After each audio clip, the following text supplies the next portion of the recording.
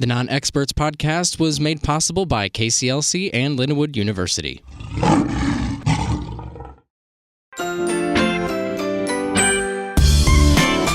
It's huge, it's massive. Star Wars, it's just a cultural phenomenon. Does the album have a title? It does have a title. It was like the album title since March, and I never thought it was going to be anything else. I have to keep Grandy because my grandpa, I think of him with everything I do, and he was so proud of our name, I should keep it. I'm Romero. And I'm Chris. And we're the non-experts. We're not therapists. Or lawyers. Or firefighters. We don't have any licenses or degrees. So join us as we talk about news and pop culture and say whatever we want. Because we're the non-experts.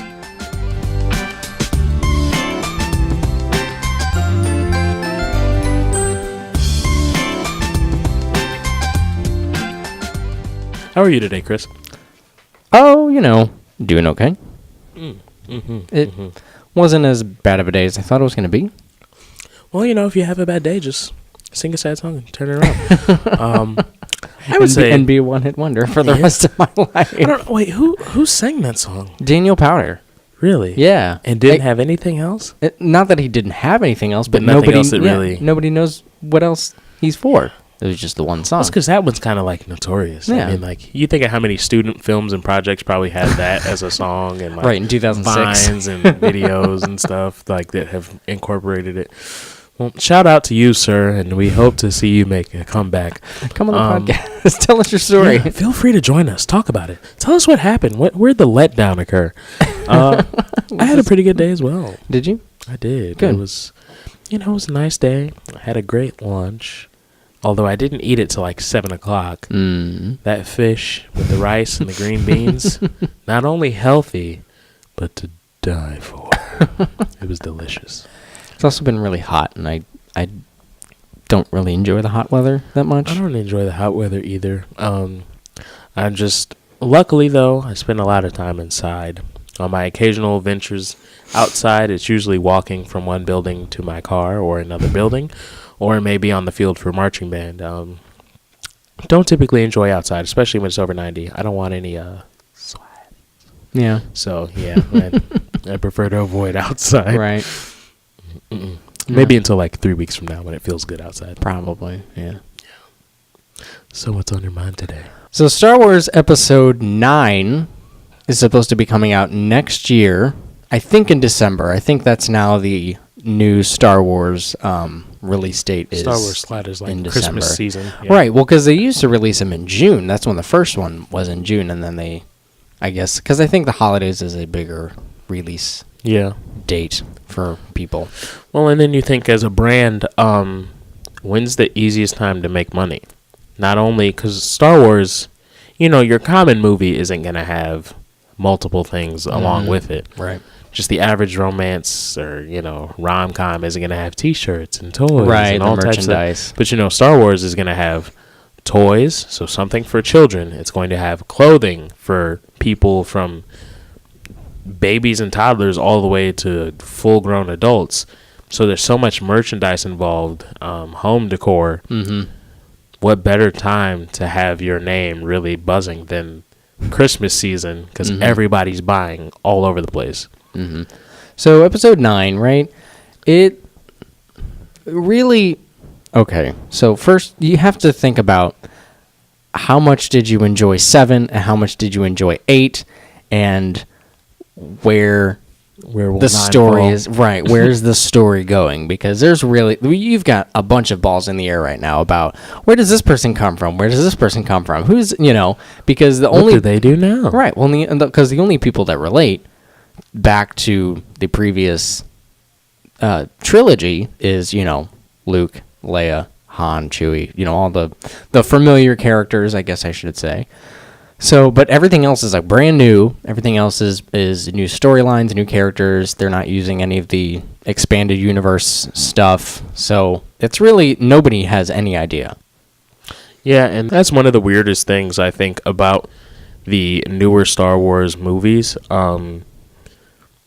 is that it's like there's very few connections to the older universe, but like we know Harrison Ford was kind of like, look, I don't want to do this.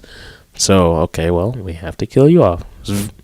And then you have Princess Leia, who then Carrie Fisher dies, and we go ahead and keep her in the movie. Okay, so how do we make this work moving forward? Well, we have some scenes we can use. Okay. Yeah. And then Luke just like dies. So like, okay, so now what? None of our original connections are there. And I think I would be okay with that if we just started fresh with no original connections. But it feels weird to have those and then just like they're all gone. Not only that, but if you think about the prequel trilogy, almost every person in the prequel trilogy is somebody that shows up later. Absolutely. So it's like, it's a continuation, and for that to just, not that starting fresh wouldn't be a good idea, but it would seem like really off because you're like, prequels, yeah, we know all those people. And that's why I get so confused with the prequel idea. It's cool to see where people came from if it's a new story, but showing Anakin becoming Darth Vader, it's like watching the Titanic and knowing that the ship's gonna sink. He's gonna be Darth Vader, so it's kind of it's very anticlimactic because it doesn't do much for you to see the dissension into that point. Exactly. I guess what it does do is show you the admirable qualities he had that makes sense of, I guess, him turning back over to the side of the Jedi at the end of the original trilogy, because I guess some people could have watched that and gone, wait, why did he do that? Right. So I guess having that makes you go, oh man, he was like the best Jedi ever. He was supposed to be the bomb, and he was just like, I don't care that I don't have the high ground. I can kill you, Obi-Wan. Obi-Wan's like, don't do it, man. I have the high ground, and the rest is history. And then especially 7, I genuinely enjoyed. Mm-hmm. Yeah, I did too. I thought 7 was probably, out of 7 and 8, I thought 7 was the better of the two. I very rarely, even bad movies, I can genuinely enjoy. We talked about on the last episode, Batman vs. Superman, how much, even though a lot of people really think it's a bad movie, I love that movie, and I fully respect and acknowledge that it wasn't really well done, but something about it I genuinely enjoy. So most movies, good or bad, you walk out of the theater feeling some type of way. I walked out of the theater after 8 and was just like, really? I didn't feel like, man, that was great. And I didn't feel like this was awful, but I didn't like it. I didn't hate it, but I did not like it. It was too weird, and there were too many subplots. And so there was just I don't know, you felt like 7 was really going to take you somewhere, and then 8 was like, this is where we were going. Right. Am I on the wrong bus? This is not where I thought we were going.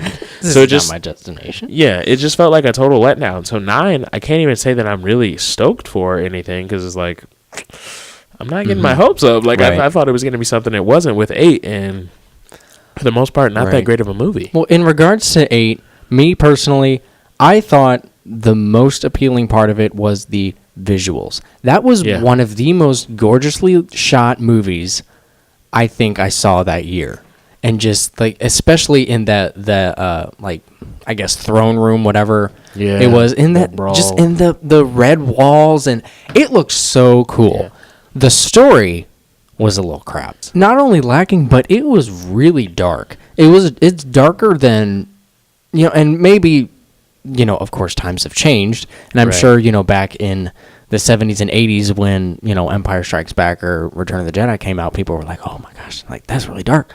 But it seems super, super dark, especially with Rey and her conflict, with the light and the dark side. Just that whole visual thing was unnerving, and it was a little dark. Like the House of Mirrors thing, basically. Yeah. It felt weird. The only good thing I think about Episode 9 is that J.J. Abrams is returning to, I think, both direct and write. I know at least direct, but I'm not sure about the writing. But he's returning, so it, in some ways, could potentially be more like 7 was, Force Awakens.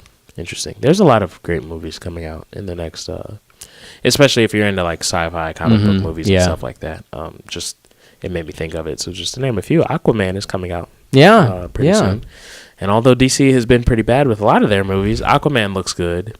Shazam, I don't know if you've seen the trailer for that. I haven't yet. I'm excited. I'm a movie lover. Yeah. So I genuinely hope that after a nice slot of movies between the end of this year, start of next year, Avengers 4. Wars. I hope that Star Wars doesn't become the end to that year of Right. wow, I was enjoying myself, and here's this. So hopefully, Yeah. I leave feeling better about it than I did when I left 8. Yeah.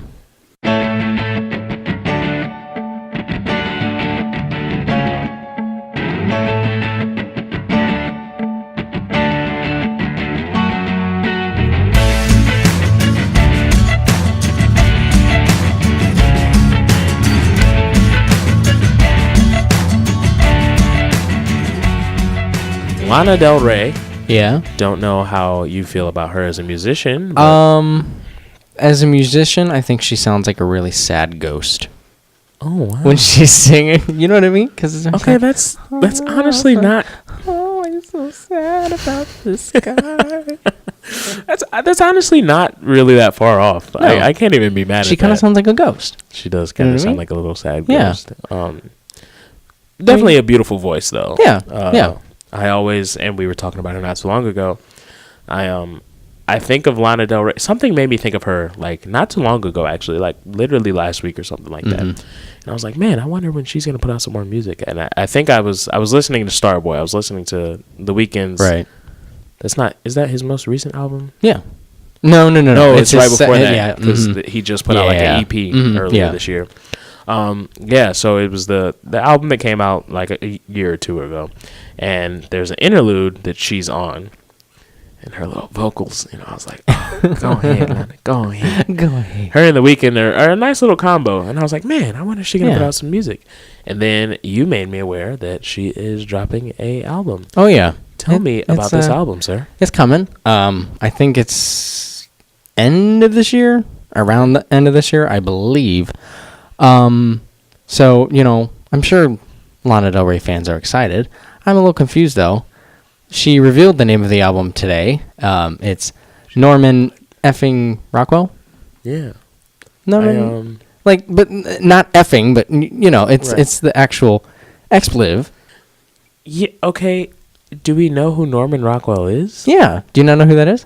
I've heard the name before, but I can't, I'm not piecing it together. He's a really famous painter. You know that painting of the family gathered around the table for Thanksgiving, and the grandma has the turkey laid out on the table, and the grandpa's looking there in a suit, yeah, this is my family. You know the painting? I forget what it's called, what the I'll do actual some title. research really Yeah, quick. I'm sure you've seen it before. I'm You've positive got I've to probably have seen it before. Yeah. So like I said, the name definitely sounds familiar. I couldn't place it. I'm like, that's not just a generic name like that. No. That applies Yeah. to somebody for you to have picked that. Yeah, it's like that. Oh, yeah, it's the yeah, very famous yeah. one. Yeah. Well, and he's done a bunch of other paintings. Right, but that one, you see that one a lot. Yeah, it's Yeah, parodied as soon as you all see it, the you're time. like, oh, yeah. exactly. But she has not given any hint as to why it's named after the painter or why there's a curse word in the title. How hard is that to sell? Because she blooped and felt like it. But how do you sell that? You can't really. Radio stations couldn't really. I mean, unless I'm sure she's going to pick a singles that are radio friendly or that can be made radio friendly. But a disc jockey's not going to be able to say that on the air. Yeah, I guarantee you they're just going to scrap the middle half or the middle section of it all Right. together, and they're just going to be like, this is Lana's newest from her new album, Norman Rockwell. Yeah, Or they'll probably say Freakin' or something. freaking But right. yeah, that makes it weird, and then you wonder, as far as album cover art, and things Yeah. like that. How do you place that? If you're a Lana fan, look out for frickin' Rockwell. Norman freaking Rockwell. Hashtag frickin' Rockwell. Rockwell. End of 2018. English, yeah. End of 2018. Make sure to get it for your kids for Christmas. Oh, wow. Thanks, Mom. Norman f***ing Rockwell. This is great. You're going to love it, Johnny. I promise.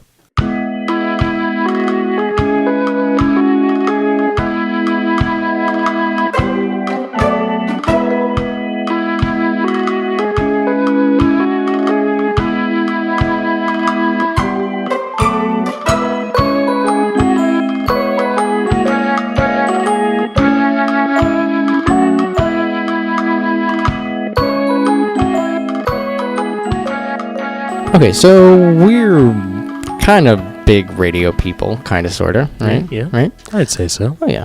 Ariana Grande was on a radio show a couple days ago, and the disc jockey or whoever, was interviewing her was asking her if she was going to keep Grande as her last name when she marries Pete Davidson. And she responded by saying, "Oh, no, I think I'm going to keep Grandy and hyphenate it with Davidson." And this has sparked like a giant media flood of people saying, "We've been mispronouncing it wrong the entire time." I was today years old when I found out that it was Grandy right. instead of Grande. I think it's Grandy, not Grande. It's Grandy. Yeah, Grandy.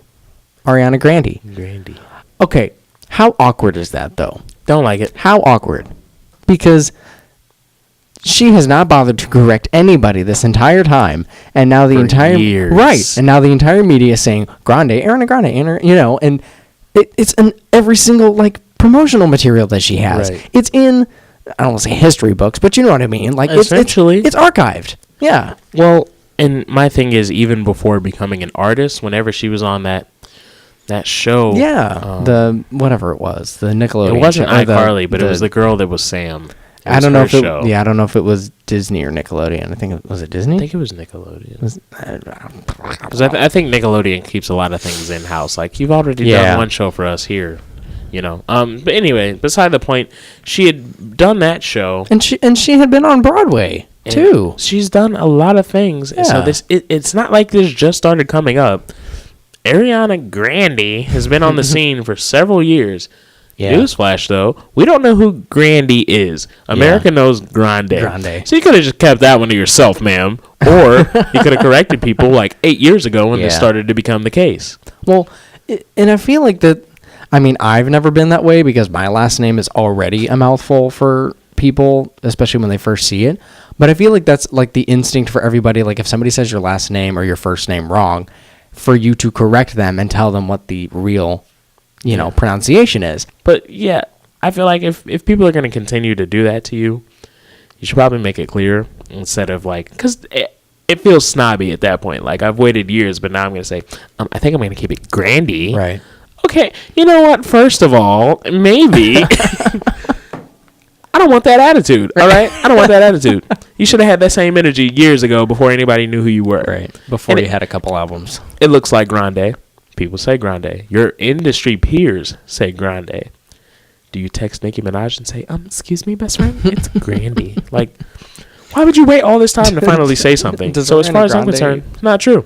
Does she text Nicki Minaj? Are they just like best friends? Absolutely. Are They have to be. They had their little song together. Oh yeah, I forgot about that. Was she like texting like Iggy Azalea too? Iggy, we know how to say your name. We know how to spell your name too. GGY. Exactly. Who that? Do that. GGY.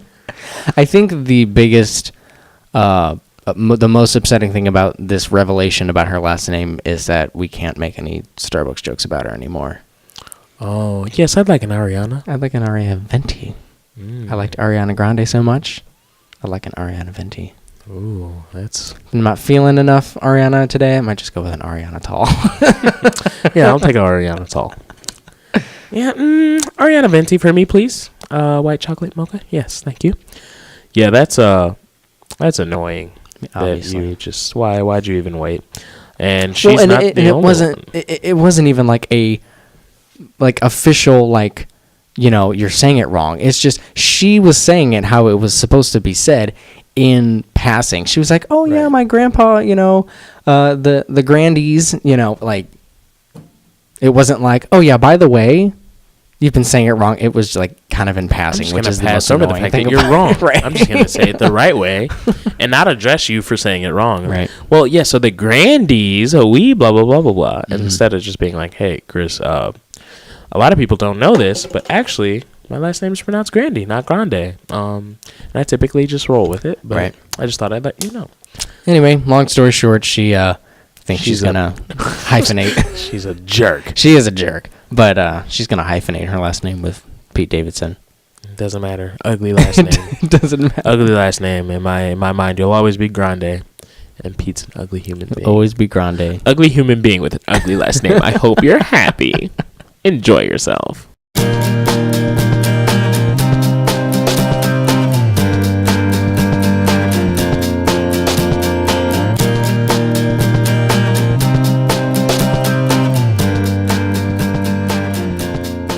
Like Mike. If I could be like Mike. Like Mike. If I could be like Mike, I wanna be like Mike. Was that from the movie? That is from a Gatorade commercial. Oh. With some little boys and girls playing basketball. And in particular, there's this one little girl, and she starts driving towards the hoop. Driving is, when you're dribbling and running towards the hoop. And she sticks her tongue out like Michael Jordan. She goes to do her little move. And it's like an old school Gatorade commercial. It's probably my favorite commercial. We can watch it after the show. It is probably my favorite commercial ever. Because these little kids, they're just singing like Mike. And it's just like, it's so nostalgic. Just like watching it just makes you feel like you're back in that time frame.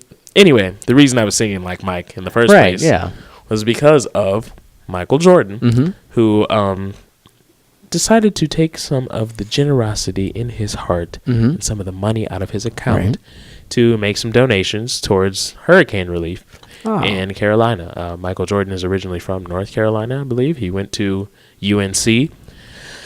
So it's obviously something near and dear to him, I'm sure. So he donated $2 million. Oh, wow. $1 million went to the Red Cross, and the other $1 million, I would have to look up the name because it's like 4 or 5 titles. Like it's one of those long organization names, and I was like, geez, does this name end? Like what's going on? So anyway, I thought that was very nice of him. I always love to see athletes or people with a platform and a voice do things like that. Especially Michael Jordan typically gets a bad rep, and you probably didn't know this, but especially in the black community, he gets a bad rep about not doing enough for us, so to speak. Yeah. And to me, that's kind of a skewed point of view anyway. I don't think it's fair to think just because someone is black that they should do more things for the black community. But at the same time, I get it. You've got the platform, you've got the voice, you've got the resources. Yeah. Do something for us because other people aren't jumping to do so. But anyway, although that's not necessarily inherently a black community issue, just the fact that he's doing something for a community. Right. Somebody that people I don't think typically think of as being generous and willing to give with his money or to do anything for the community. Because he gets painted as very selfish. I can't really speak on why, one way or another, but he definitely makes more than enough money to do this type of things. Just alone on his shoes, he's made more money off of shoes than he did during his NBA playing career. Wow. He's made more money off of shoes than his NBA contracts. Yeah. Like, that's ridiculous. And he still had money left over from that, I'm sure. And he's just getting check after check from Jordan, athletic apparel, shoes, all of that right now. So it's nice to see athletes use that money to do something to benefit the community if they can. Yeah. We recently saw LeBron open up a school earlier this year.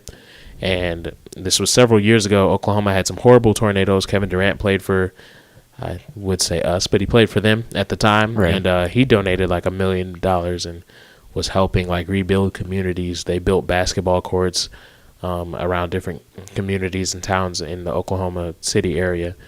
So I personally always love to see that when athletes step up and they're like, hey, I make a ton of money and I'd love to put that into this, especially when it's disaster relief. Yeah.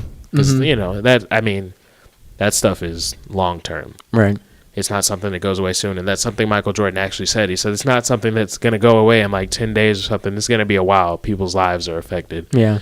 So he felt very strongly that he contributed. So I just thought that was really cool. I thought he deserved a little shout out for that. Yeah.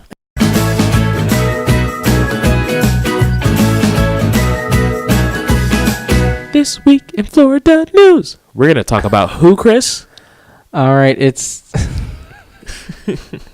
Forgive Chris if he can't get through this because this tickled him very much so. I think this is funnier when you read the headline first and then you find out what his online name is.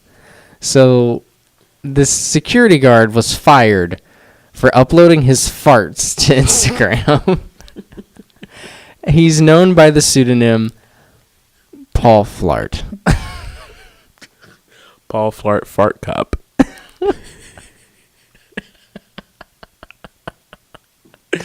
That's just What? so. How did he get in trouble for this? Okay, what's so the story here?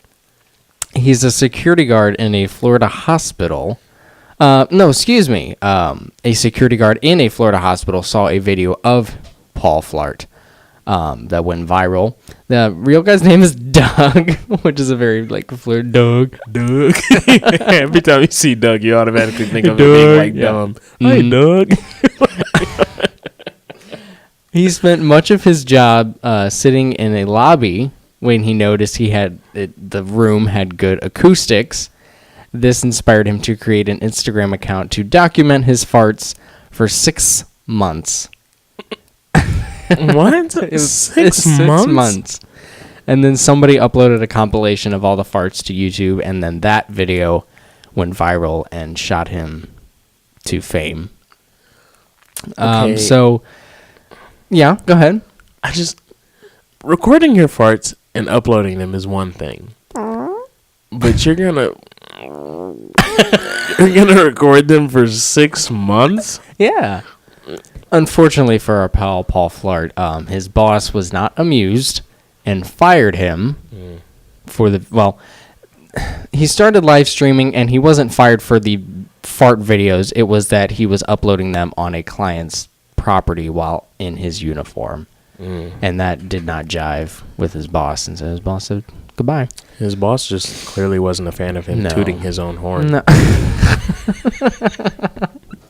But it's funny because when I saw this story, it made me think of, and this is something I said before the show, sometimes when you get employed, they ask you about your social media. Yeah. And it's very likely that they will check it at some point. But who would ever think that your boss would check it? First of all, who would ever think that as a boss you would check your employees' social media and it's just them posting farts and live streaming their flatulence because the acoustics were so great? And then not only are you just posting your farts, but you're on the clock right now wearing my name on the company name right now, and you're just walking around farting. Right. I cannot have this type of flatulence. What's really funny that I just thought is the boss had to have admitted that he saw the videos in order to tell him that was against the policy and that he was fired. Yes, Doug. Doug. Doug, can you step into my office? There is good news. Dun, dun. Flart is very optimistic, and he plans to keep making videos, hoping that the gimmick could turn into a sustainable social media career. Good luck to our friend Paul Flart. Thank you, Paul Flart. Excuse me, sir. Don't mean to disrespect you. Yeah. That was This Week in Florida. Okay, so it's your turn this week for me to ask you a question about something that you're an expert in and something that I know absolutely zero about. So there's something that I always hear all the time with every sport, and I get confused as to the significance of this. So I need you to tell me, what is so important about postseason? Postseason. I hear that phrase all the time. I'm like, okay, I know what that means. Why is that so important for sports? Because if it's postseason, doesn't that mean it's over? No. Off season is when it's over. Okay. So there's preseason. Mm-hmm. So that's like some of the warm-ups. We're getting our feet wet. We're gelling as a team. Right. Season, we're in full swing. This is where it matters. Postseason, now we have played all of our regular season games. Right. And these are the games that count, because postseason is how you progress and ideally win the championship for your respective sport. So, okay. For example, now baseball is closing in on the postseason. Right. So the Cardinals are trying to continue their win streak, get a little higher, get in that mix. And the better they perform in the postseason, the further they progress, and ideally put themselves in a position to win the championship. Okay. Hockey just started the preseason, I believe. Yeah. So these are just a couple games that don't really hold any significance. Preseason isn't really important. A lot of people argue that regular season isn't super important, at least the first half of it. But postseason is like full swing. So we're trying to win a championship. Okay. Yeah. The season is important because it determines your postseason rankings, which determines the matchups If you don't have a favorable matchup, the likelihood of you moving through the postseason up to the championship is less likely. So yeah. Okay, so that now makes sense. Yes. And even though that I don't really know the rest of it, We'll get there. I can impress people with that knowledge. Next at time least. somebody happens to just randomly say something, you can be like, well, actually, I know that the postseason just started a week ago, so we're not that far into it, really. Right. Somebody's Yeah. going to mention hockey. Well, it's only preseason, so there's nothing really to freak out about. Like, you can just start throwing out random Who knowledge. Are you? Who are you? Who are you? Stupid. What? Yeah, so now you know. Awesome. Well, thank you so much for enlightening me on that information. Always willing to do so. I really enjoyed this. This week was Likewise. really fun. Yeah, we had plenty of fun, Oh, yeah. especially with Paul Flart. You know what? We need to see if we can find this guy. If anything else, Fly if we can him just out here. if we can get him to good old St. Charles, Missouri, it's totally a thing. Yeah. You should think about it. Come to the Midwest and you can start a fart symphony.